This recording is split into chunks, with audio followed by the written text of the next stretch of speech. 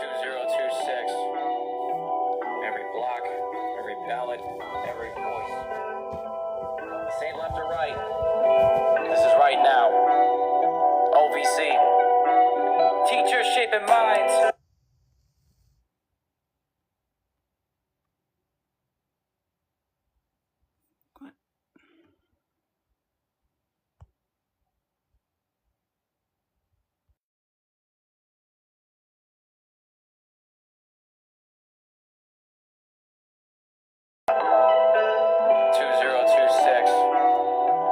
Every block, every ballot, every voice. This ain't left or right. This is right now. OVC. Teachers shaping minds. Vets who stood strong. Gig workers hustling just to get along. Parents, elders, first-time voters in line. Same clock ticking, same moment in time. No dark money whispers. No backroom deals. Daylight choices and the truth that's real. Labels don't own us. We bigger than signs. Accountability lives where democracy thrives. Our vote counts. Yeah, remember the name. Every voice heard. We don't play no games. From the city to the plains, let freedom resound. Different stories, same future. United we found. Our vote counts. Stand tall, no doubt. Integrity first. Let the people speak loud. From the city to the plains, let freedom resound. Different stories, same future. United we Clear found. facts, no spin. Education unlocked. Breaking down the process from the door to the box. Who earns the trust? Who shows up to serve? Asking the questions. Leaders got nerves. Neighborhoods talking. Town halls packed. Local voices first. Yeah, we built it like that. Different faiths, views, so walking as one. Democracy stronger when we all get it done. Yeah. Our vote counts, yeah, remember the name. Every voice heard. We don't play no games. From coast to coast, let the movement expand.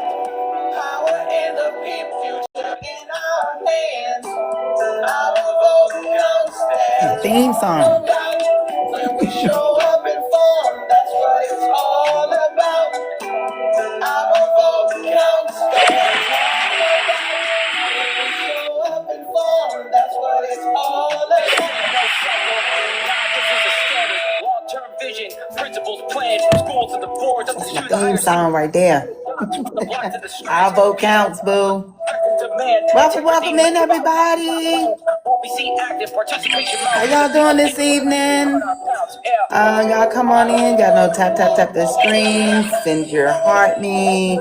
And send out the live. Make sure y'all share this to everyone. Let me go ahead and send my repost and add it to my story. Our vote counts. So there we go. I sent out my share for at least that much.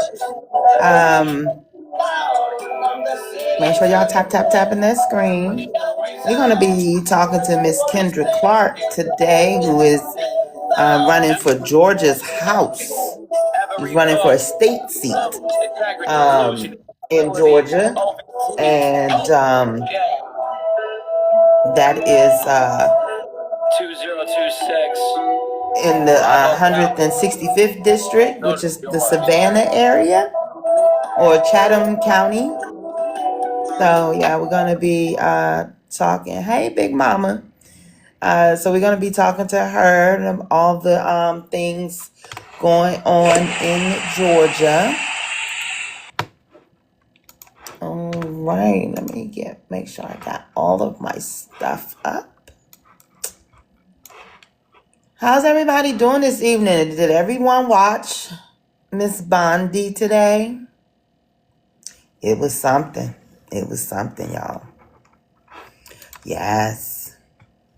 We are in, this is, many people watched it, which actually gives me hope, because that means more and more people are becoming more involved, engaged, aware, educated about this political system that we live in. And that's what we need. That is what OVC's goal is, to educate more and more people.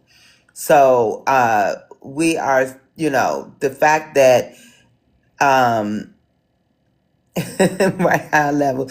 The fact that, like I said, so many people tuned in. They said this broke records for, people tuning in, what stations played them. This broke records on people tuning into a committee hearing.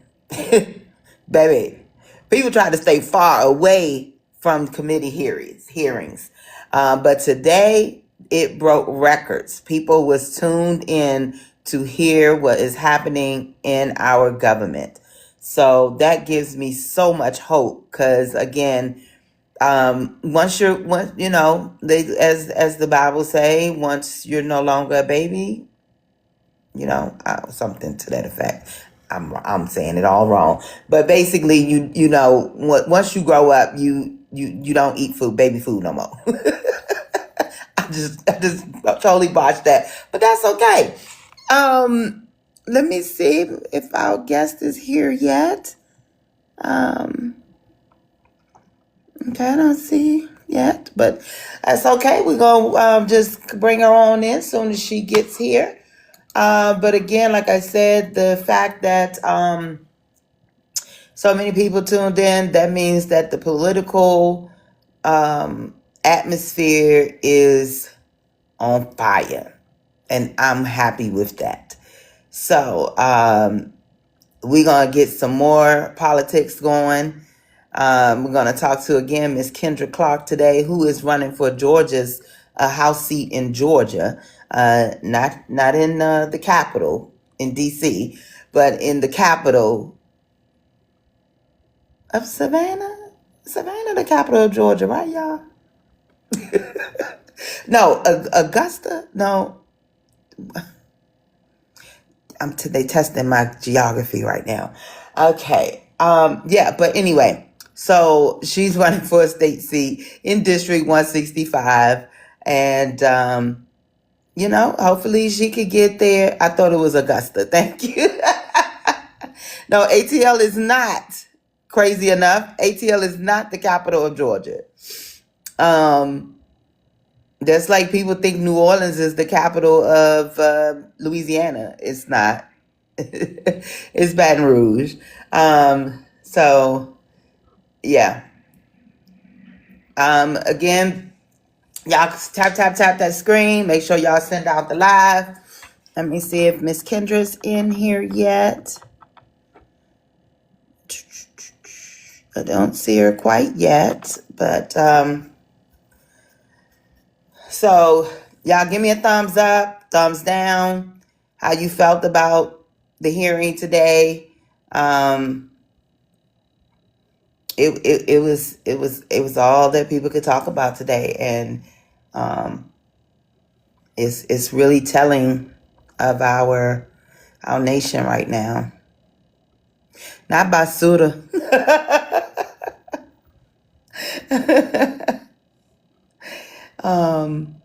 Yeah, but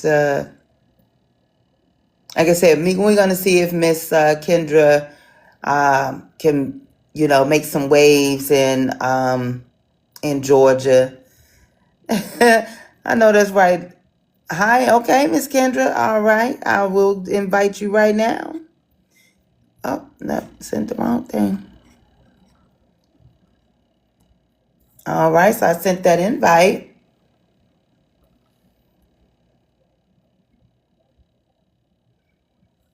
Let me make sure.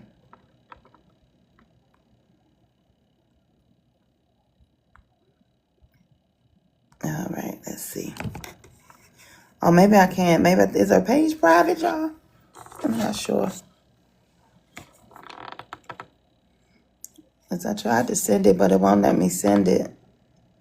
Okay. Let's see. Now, Miss Kendra, if you on a computer or a laptop,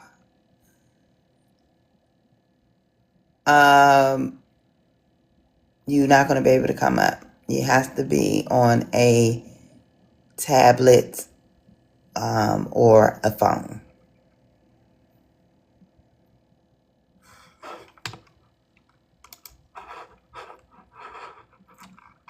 Let me check, Jazz.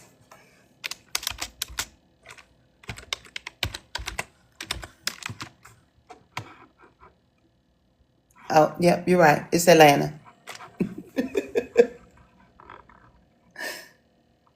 Just loud and wrong.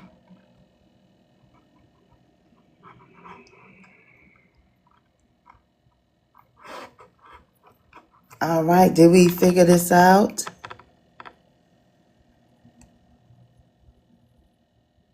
No, that's what I'm saying. I don't think it's that her page is private. I think that she was trying to come on a computer.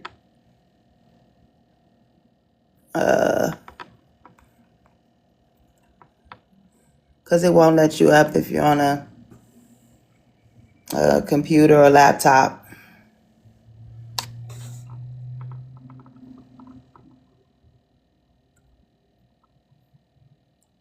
She's on her phone. Okay. So if there's two people at the bottom here, it looks like two shadows. If she can click that, we could bring her up. Let's try it that way.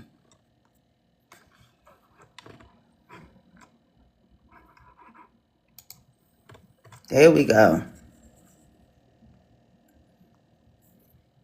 Perfect. It wasn't. I don't know why my invite wasn't going out, but we got you up here now. Perfect. Yes, yes, yes. I don't know why my invite wasn't going out, but we got you up here now. Perfect. Now we got to echo. I don't know why my invite wasn't going out, but we.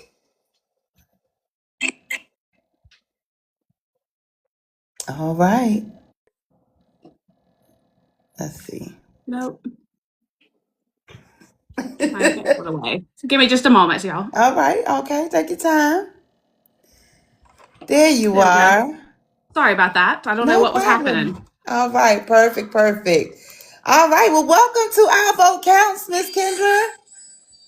Well, thank you for having me. I'm really glad to be here. All right. I'm Melanie, and I will be moderating your town hall tonight. I see you are running for Georgia's House District 165. Yes, ma'am.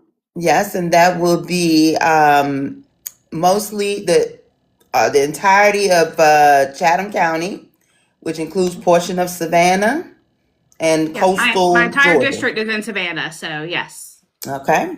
Well, let me tell you a little bit of what we found out about you today. You are a community-minded resident of Savannah, Georgia, who is actively engaged in civic life and local advocacy. You have stepped into public service with a grassroots focus, emphasizing issues like affordable housing, fully funded schools, and economic dignity for working families. Consistently connects with your neighbors across your district through events like Coffee with Kendra. We're definitely going to talk about that. Where you invite people for conversations and listening sessions outside of your campaign work. You regularly participate in town halls, community gatherings to understand the challenges facing your fellow residents in coastal Georgia. Sounds good? That sounds about right. All right. Well, tell us why you decided to run for a state seat. Yeah, so the thing that made me very interested in a state seat is I previously worked for a state agency. I worked with individuals that were on parole and probation. So the first time I thought about running for office was actually back in 2019 when I left that job. Because what I realized is there was so much harm being done in our criminal justice system, and so much inequity. So for example, I initially started in Savannah and eventually transferred up to Statesboro, which is about an hour away from here. And the way people were sentenced were significantly different. So like in Savannah, someone might get, 1 year probation for a drug offense, and up in Statesboro, they might get a 20-year prison sentence. And these are things that have to be changed at the state level. It has to be legislatively changed to do sentencing reform. But that's the same with a lot of the issues we face. So when we're looking at healthcare, one of the big issues is the state of Georgia has refused to expand Medicaid. And I think there's more we can do than expand Medicaid, but that's a first step that will give so many more people access to health care.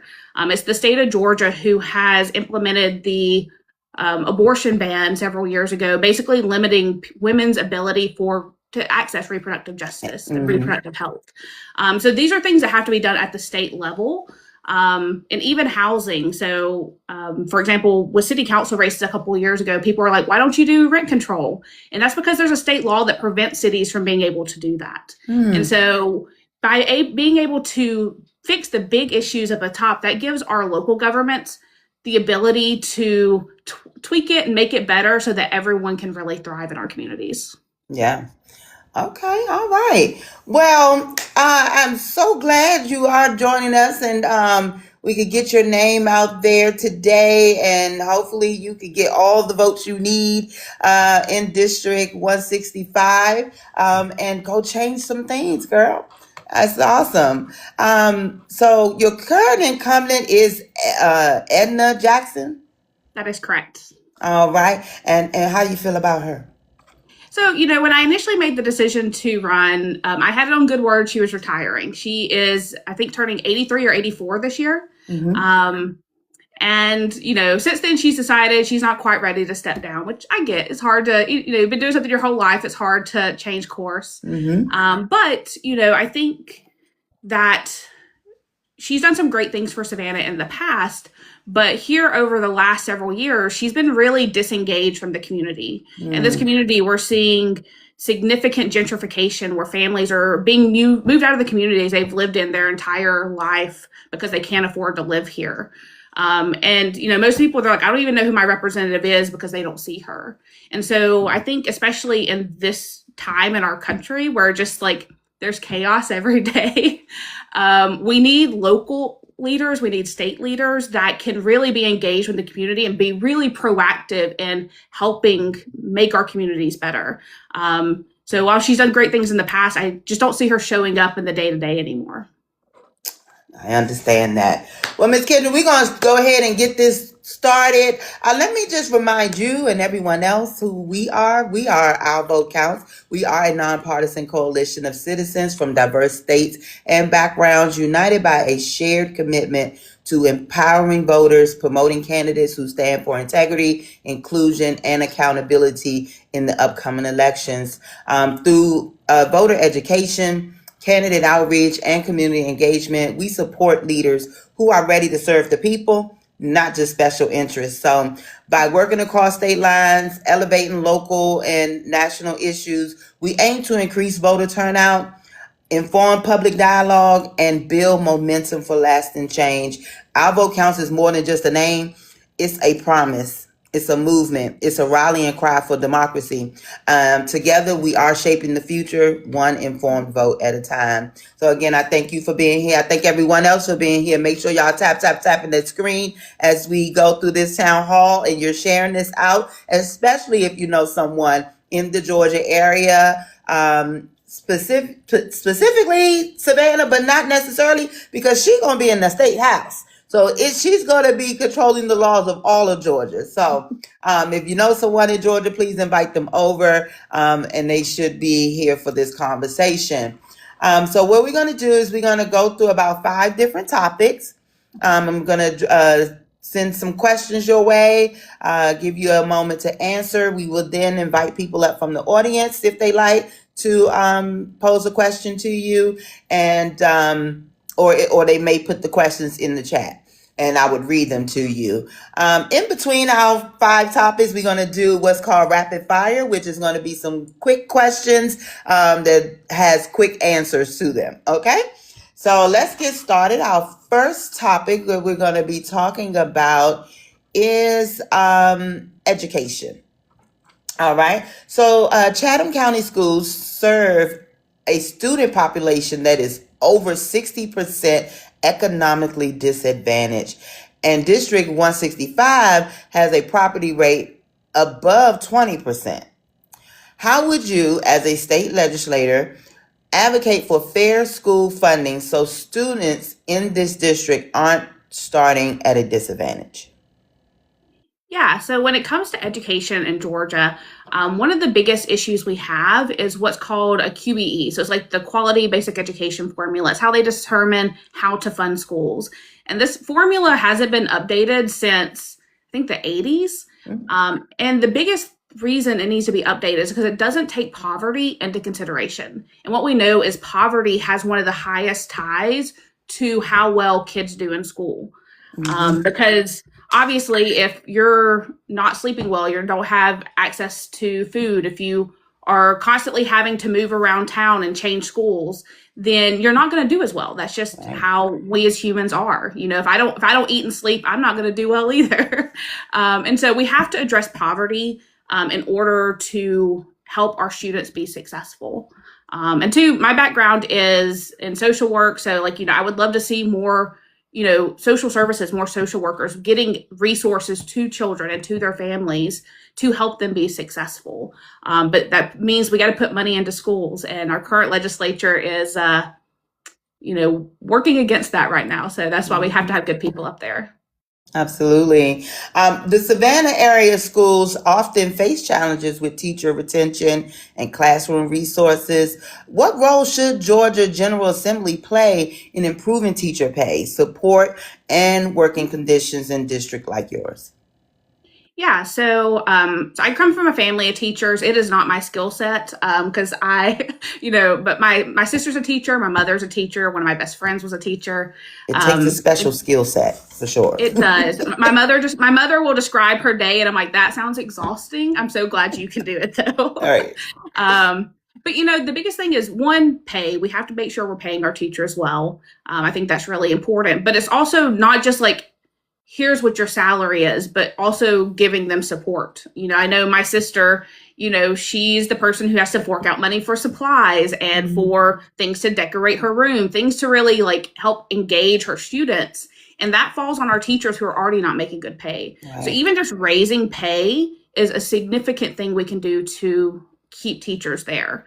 But we also have to make sure, and this is more a school board thing, but we have to make sure that we have administrators who are supporting our teachers as well. Because I remember there was one school, this wasn't in Savannah, that my sister was at, and they didn't give her a list of what kids had like allergies or like had an IEP or like all these different things. Like she wasn't even given the information. She didn't have a login to the grading system for like the first 2 weeks. Oh my. So like, no, that's insane. So we have to make sure that our teachers are not just getting paid well, but really have the tools and the resources and support from the administrators as well. Absolutely. Now, are you familiar with whether or not Georgia has the budget to raise teacher pay? Well, they could.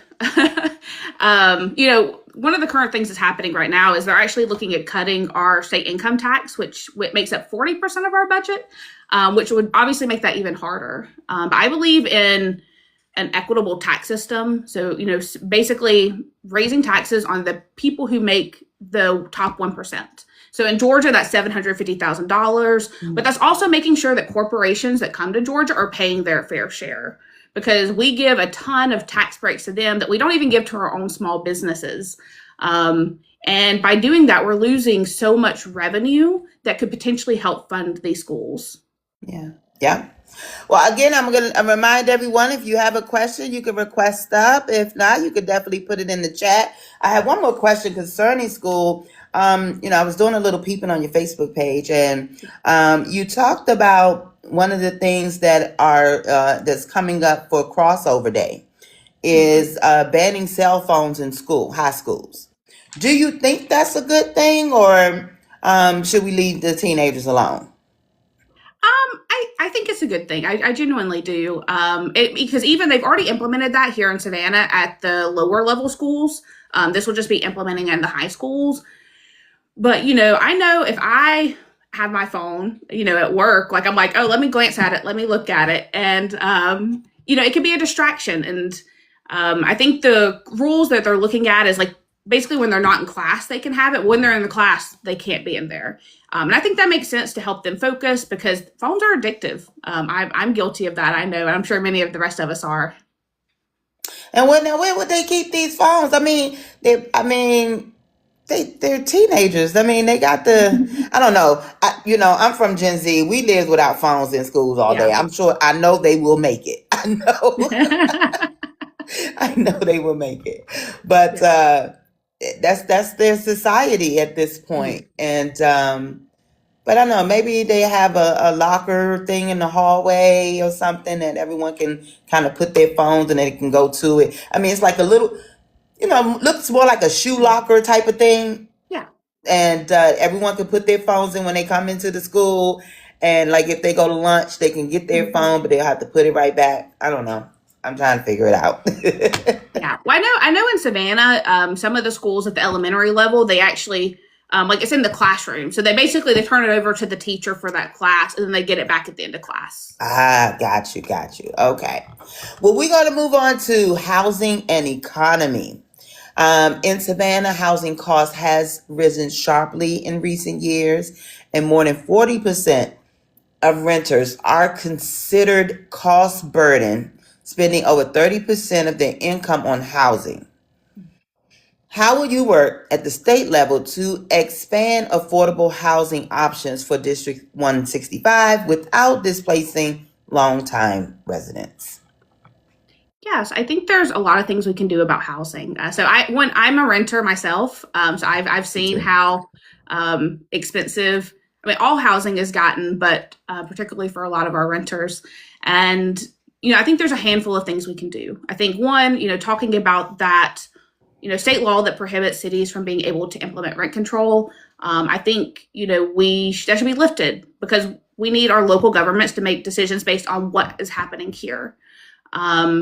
And when I talk about rent control, I also mean that doesn't just affect our homes, but it also affects our businesses. Because even what we're seeing in Savannah is so many of our small businesses being pushed out because some person from Charleston buys up the property, and at the end of the lease is like, I want $10,000 more a month, and then the small businesses move out. So that would implement both our economy and also people's individual homes as well. We also need to update our zoning where we can be more creative with our housing, because there's like minimum like house sizes on certain lots, and we have to find ways to be creative where we can build more housing, build housing that fits what our families are like now. Families now are not what they were 50 years ago. So you might not need an entire giant house, but maybe a small house. And so allowing people to be able to build those things.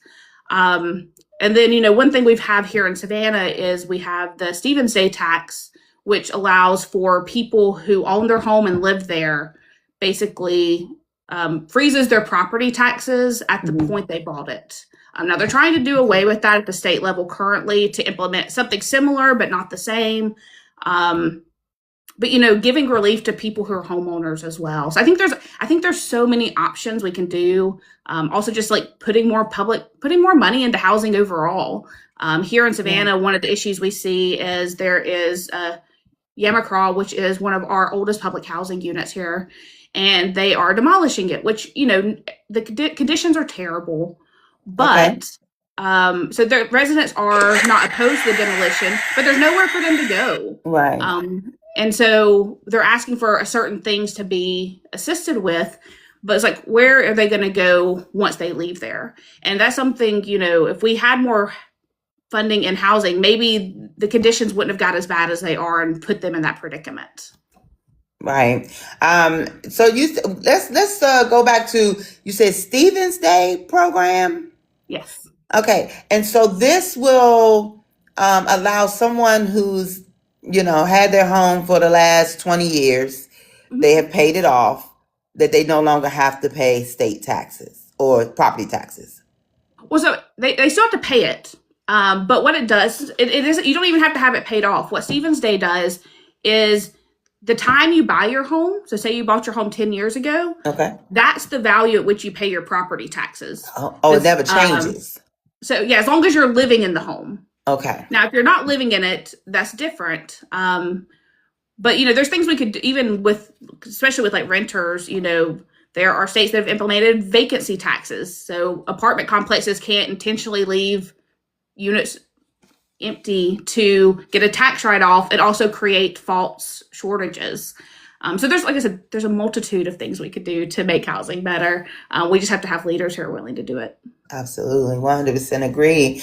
Now, many residents in your district work in hospitality services or hourly jobs with limited job security. How can the Georgia legislature, that's a hard word for me, better support wage growth, worker protections, and small businesses in a local economy like Savannah? Yeah. So first, we have to raise the minimum wage. The minimum wage in Georgia is, I think it's like $5 something an hour. Of course, they have to go by the federal, which is $7.25. But like, you can't live off that. And so I know there's currently 2 House bills at the state level, one to raise the minimum wage to $15 an hour, another one to raise to $20 an hour. They're currently both stuck in committee, which is, I always say, where bills go to die, because they have to get out of the committee to go for a vote. But Yeah, the and I first see step y'all is just got raising wages. Y'all got one coming up for to eliminate the state tax. So yeah. Oh yeah. But yeah, so we have to pay people more, because Georgia, when you talk about Georgia as an economy, the thing they always say is that Georgia is one of the best places to have a business. But what they don't talk about is it's also considered one of the worst places to be a worker. And that's because not only do we not pay people well, we also don't have a lot of worker protection. So we're a right to work state, so they can fire you for no reason. There's a lot of laws that make our unions really hard to do what they need to do. So between raising wages and then also strengthening worker protections, I think we could get a lot done. And then also for small businesses, making sure we're putting money. Like I said, we put tons of money into corporations that want to come here. We give them tons of tax breaks. And yet our small businesses, the people who live in our communities, the people who are funneling money back into our communities, we don't do that. And so I would love to see more support for our small businesses as well. Excuse me, I was trying to mute. Okay, someone did ask the Stevenson Day. That's a state program, correct? Not a federal? Well, Stevens Day is specifically a Chatham County program. Oh. The state is trying to implement something that's similar, but it would just give you a deduction off the value, which for some people would probably be helpful if you bought your house 2 years ago when prices were the highest. But if you bought your house 10 years ago and your house is now doubled in price, that deduction might not give you the same benefit that the Stevens Day does. Right. All right. So there you go. It's a county program. Yes. And then they also ask, can you increase the wage over time? So Yeah. I think that would be a great idea too. Instead of jumping from 7 to 15, like that's going to be a huge shock on the business industry, especially small businesses who were paying their people at $10, right? They're not paying the minimum wage of 7, but they were paying at 10. And then you tell them they have to pay 15, they may hurt them. So how do we fix that? Yeah, so there are definitely states that have done kind of like a gradual program, or even, when the federal went up to $7.25, it like did it slowly. So there's definitely ways to do that. And then, once we get there, there's also ways to make sure that we're staying up with inflation. So we're not having to wait, 20 years before we raise it again, finding ways to, okay, we got here. Now, how do we keep moving with the times? Yes, agreed. I came from a time where my minimum wage was $4.25. I remember. Okay, so I remember when it came up. So again, I want to remind everyone, if you have any questions for Miss Kendra, she seems like a wealth of knowledge. Please come up and pose the question. Or if not, like I just did, I will read it from the comments. So we are going to go right into. We're just moving right along. I love somebody give me some straightforward, no cut answers. Love it, right? So you should do well with the rapid fire. Okay. So the first set we're going to do are going to be political leaning questions. let's see. First one, should Georgia tighten or loosen their pew-pew laws? Tighten, absolutely. Absolutely. Tax the rich more or cut taxes for everyone? Tax the rich all day, every day. Okay. You don't need my taxes so high. No, I'm just kidding. Federal or state control over education? I think it has to be a balance. Okay. All right. I agree can with go that. more in detail, but I know this is rapid fire. So No, go ahead. Give me some more detail about that. Well, so I think, they're talking about cutting the Department of Education. So I think there's a lot of decisions that need to be made at the local government. But, we know the reason we have a federal Department of Education is some states don't do what they need to do. We saw that during segregation. We've seen that even in some of the decisions, like currently they're trying to potentially arrest librarians for certain books being in the library. And so there has to be times for the federal government to provide oversight for states who are like, no, we're going to discriminate, or no, we're not going to provide the education we need. So it has to be a balance. Okay. Compromise or stand firm?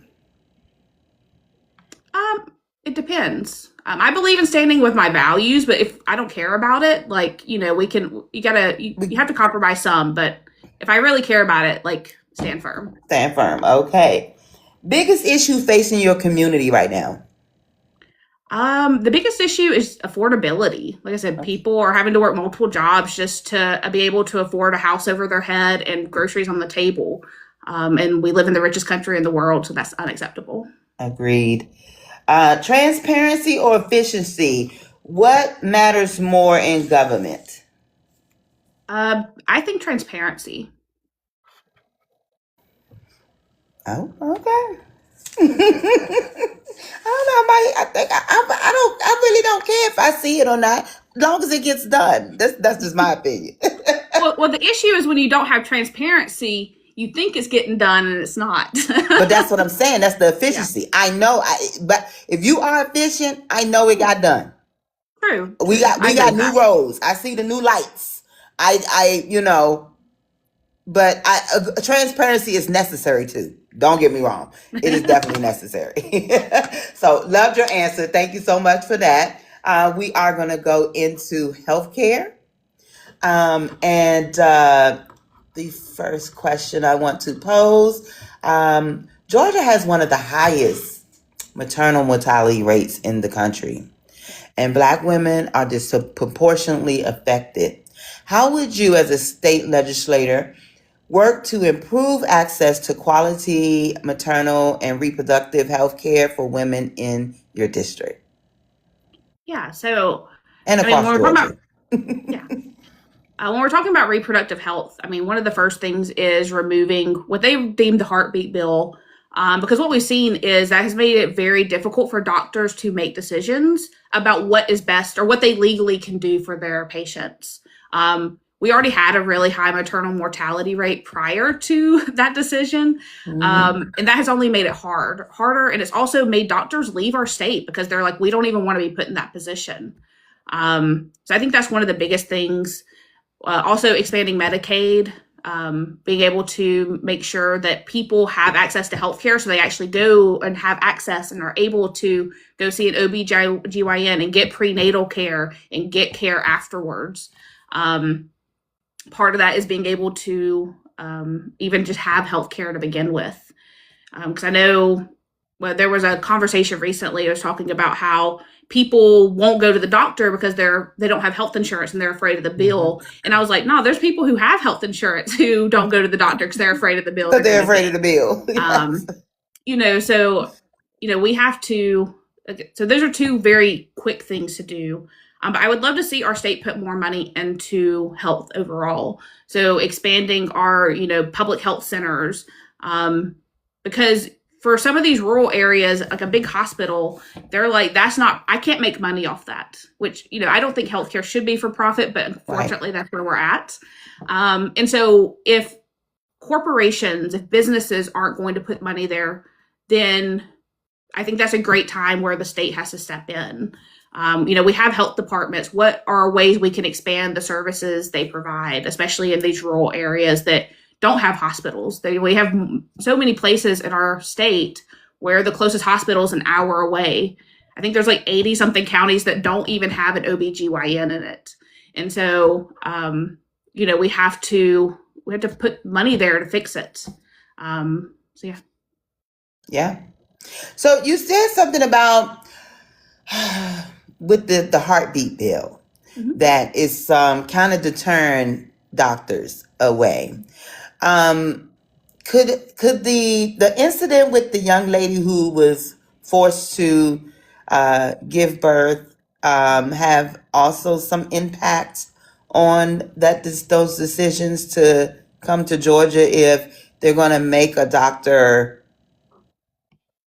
put a citizen in this predicament? Yeah. No, that was so heartbreaking. And I just, the fact that they did that is, I don't even have words for it. I know. But, I know part of that is because the doctors were put in that position of like, whose life do we save? I was always raised that like those, like your health decisions should be made based upon your family, your doctor's recommendations, and your faith, and like whatever your personal, like that's how you make those decisions. But having the government step in and say, hey, your daughter is dying, but we're going to make you keep her alive and then also give you the hospital bill on top of it. But so this baby can be born. That is, that's like straight out of a dystopian novel. It is. But if doctors, if they feel like they're going to be put in those positions, like I wouldn't do that. Because how do you do the job you need to do when those decisions are taken away from you? When even if it's a miscarriage and it needs to, like, they need to have an abortion to get rid of the baby that's miscarried, then not knowing if you can do that and letting them wait to the point where that might put their health at risk because of that delay in making a decision. So absolutely. So, I had some information that your district, which is approximately 56,000 people, okay, a little about 56,500 people, and 55% of that is African American. You're only about 37% white, 3% Hispanic, and about 1%, almost 2%, everyone else. With 55%, you representing 55% demographic of Black folks, it's important that you address some of the systemic issues in healthcare that the Black community typically face. As we just talked about, maternal mortality is one of them. Another one is healthcare. We often do not get the benefit of the doubt that we are having mental health problems. They just think the behavior's bad, or they made a bad decision. How will you advocate for better mental health programs, more mental health programs in the Black communities, so that your Black constituents are getting the health care that they need? Yeah, absolutely. I mean, first, I think is just to be willing to talk about the racism that exists within our medical systems. Like, I know there's some medical books that still talk about that. They try to say that like Black people's skin is thicker and like just like things that are clearly not true. And it's really insane that like we haven't done anything about that yet, or like the medical community hasn't made those changes. So I think the first step is just acknowledging and being willing to discuss those things. And like when it comes to mental health, so specifically, like I said, I previously worked with individuals that were on parole and probation. And, that was one of the biggest flaws is the lack of mental health and substance abuse treatment for people. Like I had one individual I supervised who would they would just arrest him all the time. I can't remember what his mental health disorder was, but He was pretty low functioning, and he would just like stand out by the road and just kind of like rock, and then people would call the cops on him. He wasn't bothering anybody. Right. But instead of officers being like, hey, this person like obviously has some mental health issues, they just would take them to jail, which doesn't make any sense. But unfortunately, that's how many of our law enforcement officers have been trained. They just, lock people up without giving them resources, Right. which is a large part of why we have to make sure we're putting money into mental health treatment and substance abuse treatment, but also looking at public safety, not just through lock everybody up, but looking at other ways to address public safety. Because we know that like the majority of crime is not like people like harming others. It's either due to mental health, substance abuse, or poverty, and just lack of opportunity. But mental health is something, like I said, my background's in social work, so it's something that's really important to me.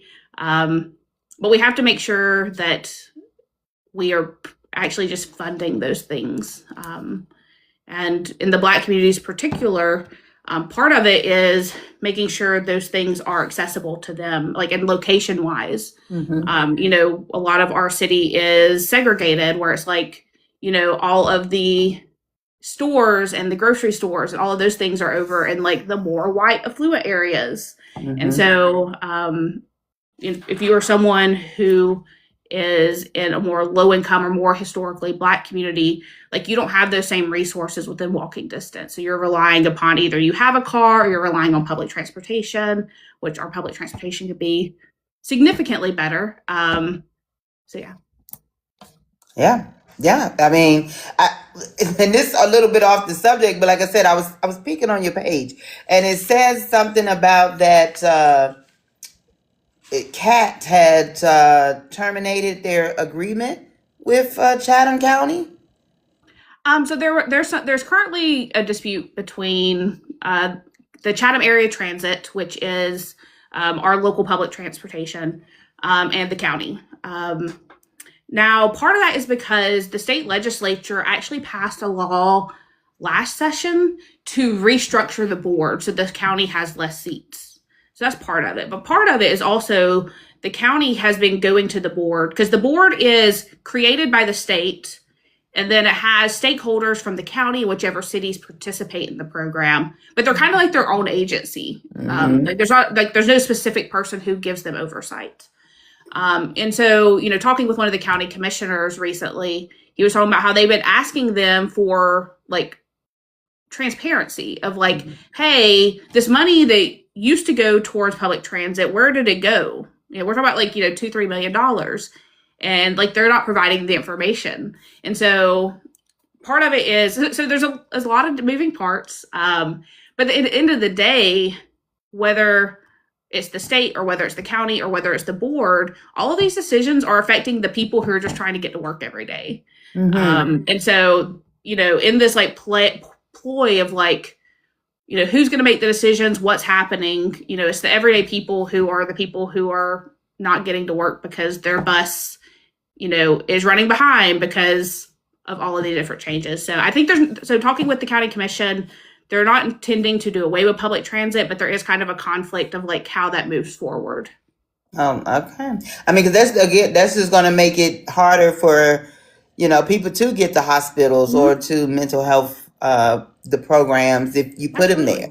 So we have to make sure all of these things are working together if it's going to work, right?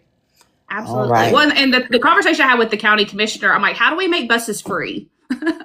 Because that way it's not even a price issue. How do we make them free, and how do we get some of the other cities around here to participate? So for example, Pooler, which is about, it's part of the county, but about a 20-minute drive from Savannah, they won't participate. And so people who have jobs in Pooler are having to Uber back and forth. So how do we make it affordable? Or like I said, if we make it free, even better. But also, how do we work with these other municipalities to get them to expand the service as well?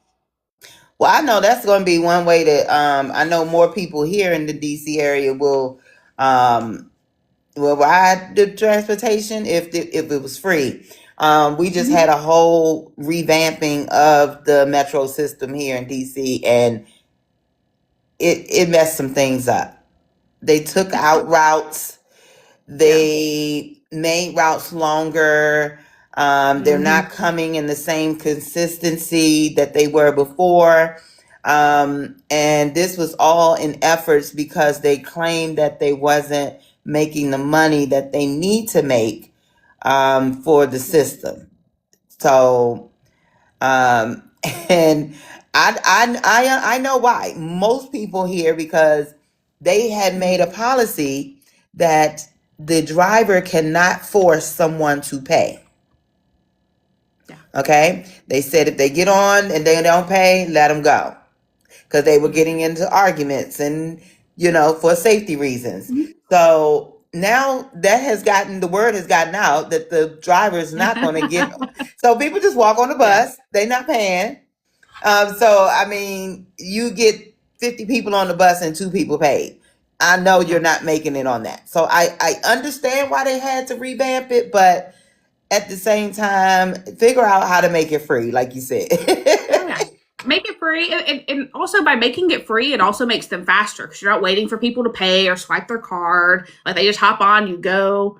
And then there's also great technology you can use. So there's I can't remember what the name of it, but there's a system you could put in the buses where it'll kind of automatically change the lights so they get through red lights a lot faster. So there's so many things we could do to make public transportation better. We just have to have the will and the money to do it. I see someone said make a bus lane, right? And when it's at the intersections, that lane goes over the intersection, so they don't have to stop. This bus can just keep going. I said that sounds like a great idea. That's a great idea.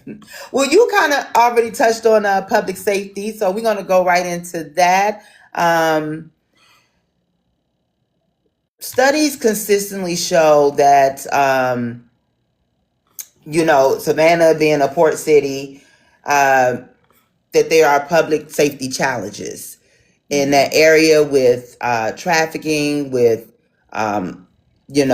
substance abuse happening, and over policing.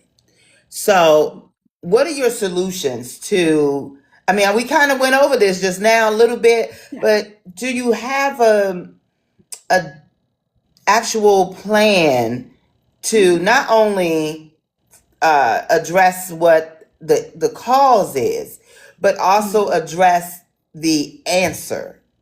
Because we know that, like you said, that everything isn't a violent thing that we have to send people to jail. So how do we use the funding to help police better?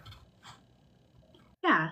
So like I said, the first steps is putting funding into mental health treatment, substance abuse treatment. I one time had this girl sit in my office, and she was just crying, telling me she knew she was going to die if she didn't stop using heroin. We couldn't find a single place that. Well, you can't say that word. You can't say that word. Oh, what word did I say? The H word. She was using a drug. Sorry, she was using a drug. A substance. She was using a substance. And she was like, if I don't stop using this, I'm going to die. And we couldn't find a single bed place for her unless she could drop thousands of dollars that day. And so even when people are looking for resources, they're not there. But part of it is also, looking at the way we train our law enforcement officers as well. Because I know, so like I said, I worked with parole and probation from 2012 until 2019. And during that time, we saw the Black Lives Matter movement start. And I remember having conversations about that with people. And for the state of Georgia, for their use of force training specifically, rather than being hey, maybe we should do things different. Maybe we should really, focus on de-escalation, things like that. Instead, what they did was teach officers how to better articulate the force they were using. What? And so, yes. So, for example, there's a Supreme Court law a Supreme Court ruling that says that, if someone is running away, you can't pew them in the back. But so they gave a scenario and they're like, this happens. Could you pew them? And I was like, absolutely not. And they're like, well, you could because of this. So rather than being like, hey, we should do things differently, rather than being like, hey, they're like, how do we teach how to better articulate? You know, and when I was in that job, one of the few times I ever felt genuinely unsafe was because an officer escalated things, not because of any individual we were working with. Right. And so we have to look at how we're training, who we're recruiting into these positions. But, you know, when it comes to public safety, I believe in a holistic approach of making sure we're dealing with the root causes versus, like, there are always going to be things that happen, but, you know, we have to be able to deal with them differently. Absolutely. Speaking of recruiting, we know that the Frozen people, we try not to say that name either on here, ICE. Yeah. The Frozen people have been recruiting possible criminals. And we've also know that every state isn't being as cooperative as others. Where does Georgia fall into that? Georgia has been very cooperative. So actually, even prior to Trump being reelected, they passed a law, I can't remember, I think it was 2 years ago, that limited local municipalities basically, it limited their ability to say no to cooperating with them. It also banned sanctuary cities. But yeah, our local government is like, or our state government is very much like, absolutely, come. I'm sure you saw Buddy Carter, our federal representative here in Savannah, was actually asking them to come to Atlanta, which is insane. But yeah, it's, you know, they are very cooperative. But thankfully, we do have a few people who are trying to pass bills currently. I hope they pass, but we do have a Republican-led majority in both the House, the Senate, and the governorship. And they have kind of just gone along with Trump's agenda for the most part. And so the current bills that are up is to basically prevent law enforcement from wearing a mask while they're basically making them to have to identify themselves, allowing you to sue if your civil rights are violated. And so hopefully these things pass. They probably won't, unfortunately, but there are people up there who are trying. When are we gonna wake up? I don't know. I don't know. I think I went to an I went to a Frozen protest. I think I went to one every weekend last month. So people are angry in Georgia? about it. People in Savannah, yeah. Okay. Do you feel like Savannah is having an immigration problem? No. Or do you know if they're also having like no, but also like, so I come from initially a small town in Alabama that's called Albertville. And when Trump was elected the first time, This American Life actually did a 2-part episode about my hometown because it is I think we have like almost like 50% Hispanic population, mostly from Mexico and Guatemala. And it was like one of the counties that the then Attorney General Jeff Sessions, who is a senator from Alabama originally, he would point to my community to say, this is an example of how they're coming to steal your jobs, which is not what is actually happening. And actually, because there's been such a large boost of migrants in our community, like there's been a ton of economic development. Like when I grew up there, like the most there was to do was like to hang out in the Kmart parking lot. I don't know if any of y'all are from rural areas where you did that kind of stuff. Yes. But you know, now like they have an amphitheater. Like I went and saw Ludacris perform in my hometown 2 years ago. They have an amphitheater and like all sorts of restaurants and businesses. And that's what they found in that This American Life episode is that you know, all these things they say aren't true at all. So no, I don't think Savannah has an immigration problem at all. Okay. I mean, with the 3% Hispanic community, that doesn't sound like an issue at all. But, you know, but we're not hearing about the Frozen people raiding homes in Savannah either. Yeah. So well, they're here. They're here every day. I'm part of a group that helps train people for for a frozen response team. Oh, okay. And we get calls every day about them being in Savannah. So Really? yeah, but they're not as public about it. They're not as showy because the government lets them do what they want, or the state government lets them do what they want. So they're like, that's fine. We can be here. Well, I mean, exactly what you just said. They let them do whatever they want. So, Miss Kendra, we're going to do the second rapid fire that we have, and this one is a little fun. We're going to ask some silly yes or no, either or questions. My first question to you is chicken soup or tomato soup? Chicken soup. Oh, good choice. A potted plant or a bouquet of flowers? A potted plant, but I probably won't be able to keep it alive. I'll try though. A horror movie or a comedy movie? Comedy. Yes. A big party or a small gathering? Ooh, probably a small gathering. Okay. Most of the time. Most of the time. A skydive or bungee jump? Skydive is something I want to do in my life. I will do it, but I haven't done it yet. You haven't done it yet? I know. I have my If you're gonna friend do it, once do big. said he wants me to go skydiving. I'm like, I don't know. I want to do it, but I'm scared. Yeah. All right. Your favorite Georgia sports team? That's hard. So my biggest flaw is I'm indifferent to sports, which I know in the South is like a cardinal sin. I always joke that's why they kicked me out of Alabama. So if I had to choose someone, who did your dad root for? So my family's in Alabama, so they're all Alabama fans. Oh. He probably actually, but I went to school at Auburn Okay. because they gave me more money. But actually my dad's an LSU fan, which doesn't make any sense, but at all. He's supposed to be Roll Tide.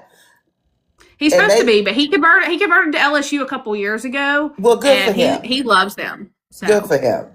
But we have here in Savannah we have Flage, who's part of the LSU basketball team. So I'll root for her. I'll root for her at LSU. Absolutely. We love Flage. We absolutely love, those who like basketball, we love Flage. Okay. And really quickly, tell me about the Creek people. The Creek people? Yeah, the Muskie? The Muskegee? Yeah, so the Muskegee people are the indigenous population that initially was here before, we came in and kicked them out. We do still have a small population of Muskegee people, and there's obviously, for example, Yamacraw Village, which is the public housing unit that I was talking about earlier, is named after the Yamacraw, which is the specific sect of the Muskegee people that lived here for a long time. But I think the closest actual where there's a community of them that live together is a little bit south of Savannah. But that is the indigenous people of Savannah before we, colonized them and made them leave. Thank you. You said exactly what I needed you to say. Last question. Now we said we do coffee with Kendra. Yep. How do you like your coffee? I'm a black coffee drinker. Just plain hot black. Yeah. No sugar? No sugar. Oh goodness. Every now and then if I want something fancy, I might get something, but I might get something a little sweet. But usually it's just plain black coffee. Do you what do you do? Do you have any special coffee? Starbucks has the caramel chai latte, whatever, something another. Is there something that you like that? Yeah, so if I decide I want a fancy latte, I like a good honey lavender latte, or just an iced latte.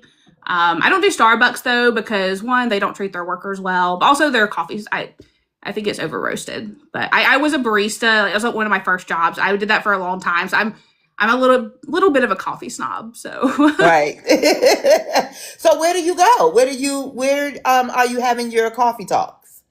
So my coffee talks are currently being held at Origin Coffee. They're every Tuesday from 7 a.m. to 9 a.m. And I chose Origin Coffee specifically because one, they're in my district, but also one, when we had a hurricane 2 years ago, a lot of people didn't have power for a week. They opened their space after hours so people could come in and have air conditioning. They would show a movie for the kids, let them charge up their phones. And then this past fall, when the SNAP benefits got cut off, they basically were like, hey, if you are someone who receives SNAPs, you can come in here and tell us you receive SNAP and you need food, and we'll just give it to you. We're not going to charge you. And so I want to make sure I'm giving my money to businesses that are giving back to the local community like that. So that's part of why I chose them. And also their Absolutely. coffee's great. And what was the name of them again? Origin. Origin Coffee, guys. Origin Coffee. Mhm. Support them. Okay, that sounds amazing. That is amazing, Miss Misty. All right, and yeah, Alice, that's basically what she said. That Starbucks tastes burnt. All right. So, our last topic that we're going to go into before we do closing questions is voting and civil rights. Okay. So, Chatham County has seen strong turnout in presidential elections, but participation dropped sharply in the midterms and local races. How will you work at the state level to protect voting access and increase participation in District 165 year round? Yeah, so for voting protections, I mean, I think we have to make voting easier. Georgia's always trying to pass some law to make it more difficult. Every year it's something new. The current thing they're trying to pass is requiring paper ballots. But there was a gentleman I heard speak, and they kind of did like a test of like, they took the electronic ballots and counted them versus like the paper ballots. And what they found was there were actually more errors in the numbers counted with the paper ballots. The machines were pretty much like every now and then there might be like one off, but like it's pretty accurate. And so hopefully that bill does not get passed this year, so we can keep that. And then when it comes to engaging voters, I think the biggest thing right now is there's just a lot of voter apathy. And this isn't just a Savannah issue.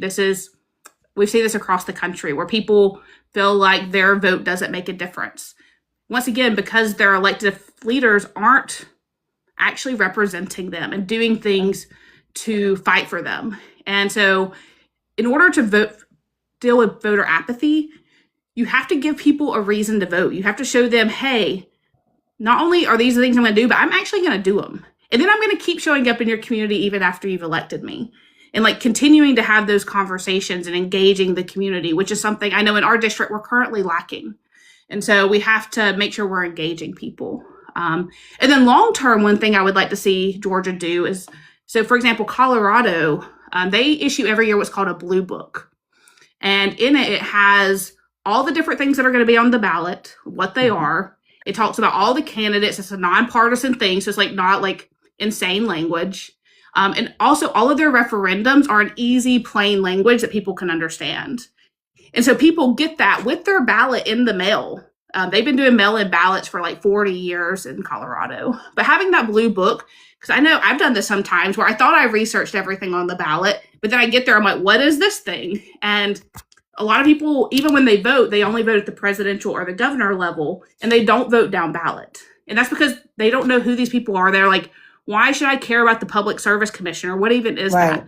Right. And so by educating people in an easy to understand way, and make it easy for them so they don't have to go hunt it down, I think would be really great. I would love to see Georgia do something like that.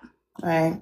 Well, a lot of times we hear about people saying, oh, we have to do caravans, make sure people get to the polls, those types of things to increase voter turnout. Mm-hmm. I often think that people miss the shortfalls of, because if I'm not mistaken, Georgia, you need identity, correct? Yes. And so if people in low income, underserved communities do not have ID, they cannot vote. So maybe we could do some sort of push to make sure that, if someone needs a ride to the DMV to get ID prior to, the election, that we could make that happen. Yeah, I would love that. Or also, working with people who've previously been incarcerated, one of the issues they would have getting an ID when they come out is they don't have their birth certificate. They don't have their social security cards. It's not just getting your ID, it's going and getting your birth certificate. It's getting and then going to get your ID. Yeah, because you need the real ID hard now. Yeah. Yeah. And if you're someone, who's been blessed to not have been incarcerated or had kind of stability in your life, you don't realize how hard it is for people who don't have those documents or have lost those documents, or they had to move or they got evicted to get those things together. A lot of people don't realize how difficult that could be, but finding ways to make those processes easier as well. Absolutely. I know for me, I needed to go on a cruise, and so I needed to get my birth certificate. I was living in North Carolina, but of course I was born in DC. So I had to I ordered it. They had a thing online that you could do it, but there was some sort of mix up. So I had to drive from North Carolina to DC to come pick it up in person. So yes, we have to figure out a easier way to be able to get our vital documents when necessary. When I wanted to change my name back from my married name to my maiden name, I had to get the divorce decree from Louisiana. Oh yeah, when I went back to my maiden name in Georgia, you actually have to if you don't do it when you get divorced, like in the initial decree, you have to petition the court to get your name changed back. So I had to pay $200 something and wait 2 months. So I could file a petition with the court, put a notice in the paper. So yeah, we make it really difficult. And which, as we say this, they voted on the SAVE Act today in Congress, which does, talk about these types of things where, women are going to have a hard time if their ID isn't exactly like their birth certificate or whatever. And as you just said, we have to jump through some hoops to get, our information correct sometimes. Oh, yeah. No, I know. I was a Lyft driver for a little bit. And even after I changed my name, I kept sending them the documents and then they wouldn't change it. And then they're like, your car registration doesn't match. I'm like, I've sent you this paperwork 20 billion times and you're still not changing it. So yeah, it could be really difficult. And that's just for Uber. Yeah. Imagine if they don't want you voting. Yes. They will say, well, this doesn't match. And that's what I'm saying. Even if the laws doesn't exactly say that, they can make it say that. They can say, well, it has to match. Yeah. And now you didn't disenfranchise quite a few people, right? Absolutely. What we gonna do? Let's see. My last question here does say that District 165 is a majority Black district with a long civil rights history. How would you ensure that state policies continue to protect equal access to the ballot and guard access discrimination in voting, housing, and public services? So, that's going to be a big question that you probably get a lot in this campaign run about how are you going to fix the disparities that we still face today. Yeah. I get that question a lot, especially as someone white who's running for a majority Black district. They're like, how can you engage it, or why should they vote for you? And, part of our plan for this campaign is to be in the community. And actually, talking with people, because like I said, it is an under-engaged community that is slowly being gentrified, where people can't live there anymore. And so talking with people about the issues, that's why, like I said, I've been working closely with Yamacraw Village in their fight with the Residents Council, looking at, there's a local organization called Harambe House that is focusing on the air pollution specifically in our Black communities in West Savannah. because that's where they're building a bunch of the warehouses. So, they're getting all these trucks coming through, which is polluting the air and causing, a lot of sickness within the families in those communities. And so finding ways to,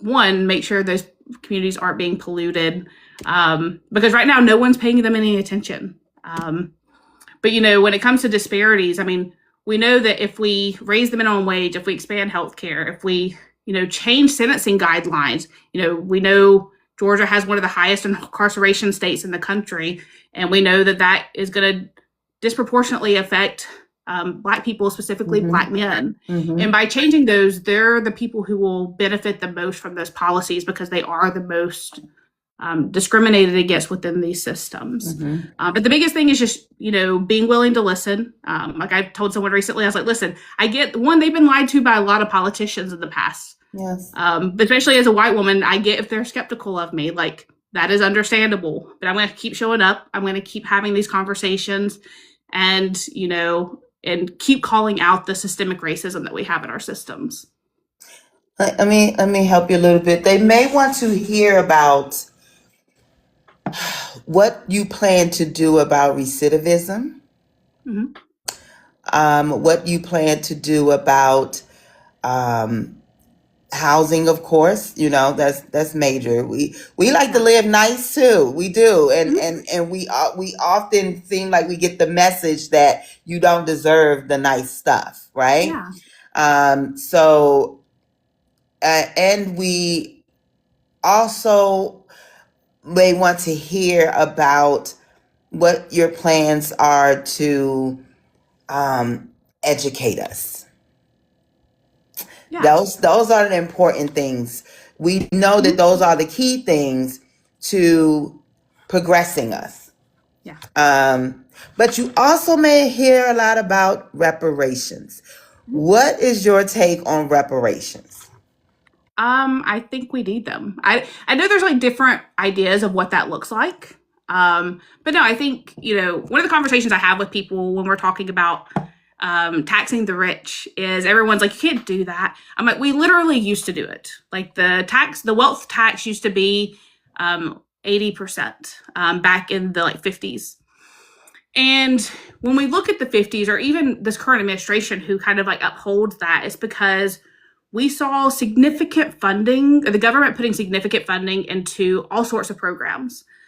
We saw the soldiers who were returning home from war, they were given opportunities to get housing based from the federal government, giving tons of money. But we also know that Black soldiers were not given those same opportunities. And so we saw the white middle class come up during that time while Black families were being left behind. And even when they did well, white people did everything they could to tear them down. And so because we have been given this unfair advantage, I definitely think that reparations are something that need to happen. What that looks like I said, I know there's a lot of different theories about that. Could be different, but it needs to happen. Or even, like I said, I will always go back talking about Yamacraw because it's such an important part of what I'm working on right now.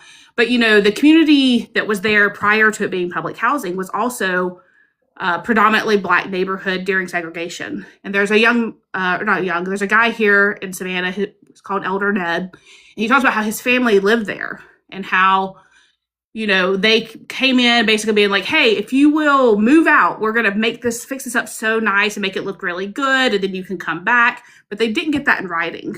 And that's the reason he's been working so closely with Yamacraw is because they're like, we don't want to displace all these Black families again. And then you not give us something in writing that we can return, that you're going to help us relocate, that you're going to do all these things. Because you're telling us this. Once again, we don't have it in writing. We don't want to see another Black community displaced on false promises. Yep.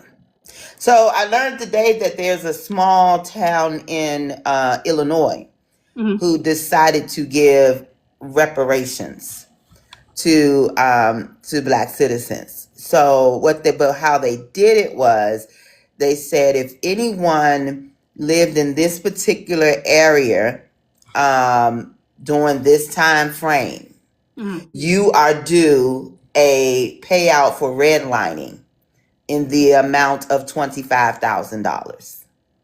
Okay. So if the person who lived there in that area is no longer living, though, it could go to their next of kin, or Yeah. and so while it did not say this is for Black people, we know Yeah. that the people who lived in that Mhm. area in that time were Black people. Yeah. So that is a way to get around and beat them at their own game, is to figure out how you can say you can direct something towards a particular area Oh, that yeah. we know Black people are a major Mhm. part of, and and reward the area, which then will disproportionately benefit the Black folks that live there. So I just keep love that so keep much. that You in got mind. you got to be creative sometimes. You do, you do. All right. So this has been a lovely conversation, Kendra. I'm going to give you a couple of closing questions. Okay. We can wrap this up, and then you're going to tell us all the great things about yourself and how we can support you. One of my last questions. Many voters feel disconnected from their state government. How will you stay accessible and accountable to the people of Savannah and Chatham County once your campaign is over? Yeah, so even once the campaign is over, I think there's multiple tools depending on, the population, the age. I think social media is a great way to keep people informed. I know we have a couple of representatives who do a really good job of every week. They're like, hey, this is what happened up at the state legislature, because it's all the way up in Atlanta, so it feels very disconnected from people here in Savannah. It's 4 hours away. So social media, newsletters, but also continuing to do town halls, I'll probably continue doing, coffee for Kendra, maybe not every Tuesday, but, but being in the community, going to neighborhood association meetings, and really listening to people, and just continuing to show up. Because like I said, I think that's the mistake a lot of people make, is they get elected and then they disappear. They just hold a seat rather than being in the community and engaging that community.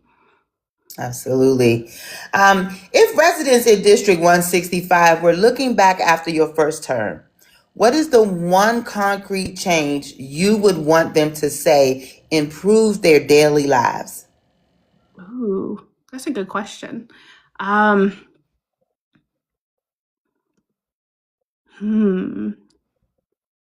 I What's mean, your preference? I feel like the thing that most immediately would affect people, like you could potentially see it after a first term, is raising the minimum wage.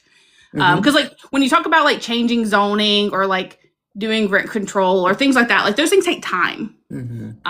Where raising it, people getting actual money in their pocket, getting paid a fair wage for the work they do, that's something that can immediately change a life. So I think that would be probably, we talk about immediate after first term. I think that would be a good one. All right. Really quickly, give me the top 3 things that you are focused on in this campaign that you plan to go into the governor, the state house, the state capitol, and say, let's change this. Give me 3 things. Yeah, so the 3 things are minimum wage, it is, rent control, and it is expanding Medicaid. Expanding Medicaid. We often hear people talk about universal health care. What does that look like for you? It looks a little different for everybody. What does it look like for you? So I'm a big proponent for Medicare for all, which I think is something we should work towards. Okay. I think it's harder to do at a state level than it is at the federal level. But I think it can be done. I know I was talking with one of our gubernatorial candidates, and she was talking about how there is actually a way for the governor to do a public option, which public option is not the same as Medicare for all, but public option typically means either allowing people to buy into Medicaid or buy into Medicare. So that's something that could potentially be done at the state level versus having to wait on the federal government, because, they're a little dysfunctional these days. Right. But but no, I am all for universal health care. Like, I think that's what we should be working towards. So when you say Medicare for all, you're basically saying that the current Medicare system that we have, that everyone can apply and should apply and be approved for it. Well, so I think it would look different than the current Medicare, because like the current Medicare, obviously there's only certain doctors you could go to, things like that. I mean, like a universal healthcare system. So like, as in, mostly private insurance is abolished and gotten rid of. You know, there are some people, and I'm not opposed to have like allowing a private option to still exist. I know in the UK they do that, where like your healthcare is free, but then you know, you can still get like pay for private insurance if you want to. But like if you have it free and you're getting good health care, then, you know, I don't know why you pay for it. But, you know, because, you know, I remember, you know, people always talk about all the issues. They're like, oh, in the UK, they have to wait a long time. And we have a family friend who is from England. And so I asked her, this was like when I was in high school, I asked her, like, so now that you've lived here in the States for a while, what was that like? Like, do you feel like you're getting better healthcare, worse healthcare? She's like, honestly, she's like, not having to worry about it or worrying about paying for it was so nice. She's like, now, when you have a baby, you might not have a private room to yourself. Right. But like, you still got good care. You still got what you needed. And you didn't have to worry about paying for the bill at the end of the day. That's true. I mean, but I have little faith in our system here. You see how the VA is done. And that is government ran. That is the people who, the veterans, this is supposed to be free care for them, so to speak, right? And it's all over the place. It's not the best facilities. It's, you can't really see the doctor. You gotta go really far. I'm not sure I want to put my health in my government's hands. But hey. I trust that skepticism. I will say this. So my dad is a veteran. He gets a lot of his care through the VA. And I know they have made significant improvements. Like he was so excited. He got like a free hearing aid. It's like one of those fancy ones that like connect to your phone and like you can adjust the hearing. And he'd also use it like as a headphone to listen to music. So they've gotten better. But like I think if we have, because right now with the VA, you only have this one option where if everyone is a part of the same system, you still have your local doctors available. Like you're still seeing the same people. Yeah. So you're not having to drive, you know, we do have a clinic here in Savannah, but for a long time, for a lot of things, you had to drive to Charleston, which is 2 hours away. Right. But if everyone's under the same system, then all your current doctors, your current hospitals, they'll still be in place. They'll just look different. Okay, I'm gonna take your word for it. We just got to get people like you in there, and then maybe I'll have a little more confidence. Okay, I'm working on it. all right. Well, y'all, we have been talking to Miss Kendra Clark today, who is running for Georgia's House seat in District 165, which is the Savannah area. So if you know anyone in the Savannah area, tell them to take a look into Kendra Clark. She may be the person that they need to be voting for. She may meet all of their needs, their criteria, their values. So have them look into her. Miss Kendra, let everyone know where they can find you in the social media streets and how they can support you, give to your campaign. Let us know. Yeah, so you can find me on everything at Vote Kendra Clark. So Instagram, TikTok, Facebook. My website is votekendraclark.com. That's where you can find everything. Ways to support the campaign. One, you know, getting the word out is one of the biggest things. You know, probably the biggest, that's the biggest thing is just letting people know I exist and that I'm running. I'm doing a good job of it as well, but of course, we'll probably begin canvassing probably weekly within the next week or two. We're currently getting that set up. So we're going to actually go knock on doors and talk to people and doing phone banking. I also have a fun event coming up this coming Monday. It's a collage night because I like doing collage. But we are doing it once a month, every third Monday. And the idea is you're to create a vision of the future you want for Savannah, because we have to imagine it before we can make it possible. And And then, of course, always donate. If you go on my page, you can find the link to donate. Unfortunately, campaigns do cost money. So even every little bit counts. Like I have one guy, he does a reoccurring payment of $1 every month, and even that little bit helps. So I know that's right. But yeah, so thank y'all so much for having me, though. I've really appreciated getting to chat with y'all. I thank you for coming through, and good luck. Now, before you go, I want to invite you. We are having another one of these in just a few minutes. In about 30 minutes, we are doing another town hall tonight. So if you can stick around and check this person out, they are running for a U.S. House Representative seat in North Carolina. So they're just your neighbor, just above. Yeah. Her name is Zelda Briarwood. And again, she is running for U.S. House Representative District 11 in North Carolina. And that will be started at 8 o'clock sharp for you guys, okay? Now, I need you to just hold on with me for just a moment while I tell these people about how they can help us. Will you do that for me? All Absolutely. right, so I'm going to put myself in this big box here. Hold on, y'all. Hold on. I'm trying to put myself in the big box. It's not working. I don't like this new TikTok. Oh, there we go. So I'm going to move out the way, and I'm going to let everyone see that if you would like to be a part of OVC, just DM us. Click this box over. Wait. No, that way. That right here. Y'all see it. Where it says Kendra Clark.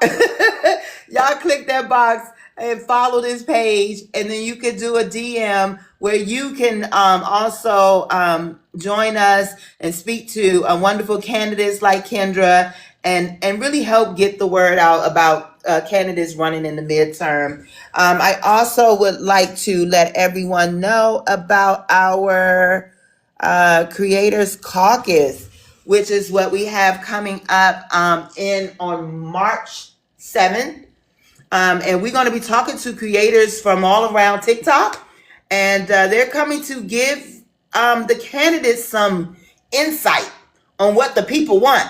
So you might want to listen in on that too, because you might hear some things and like, oh, people really want to know about that, or this is what they're concerned about. So we're just getting some insight from our creators all over TikTok. We do a Creators Caucus that's going to be giving us all the information we need, like I said, to stay informed and to make sure we are getting the word out. So I appreciate you all. Miss Kendra, make sure you come through. We also have a round table that we do on every other Sunday with candidates. So look for an email for that. And you might get to talk to some folks and get some ideas. And we seem to be getting a lot more state candidates lately. So it could be someone else that's running for a state house seat. So that'll be great, right?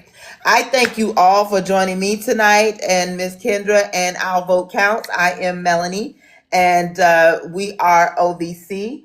We are a nonpartisan movement uniting citizens from all walks of life to empower voters. Y'all, I thought I had it up.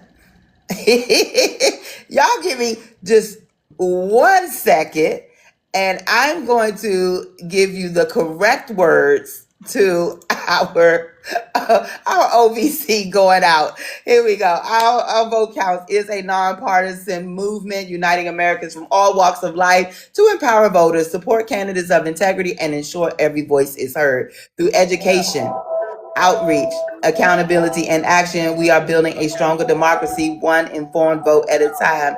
So make sure you continue to join us, because your vote is your power. Thank you.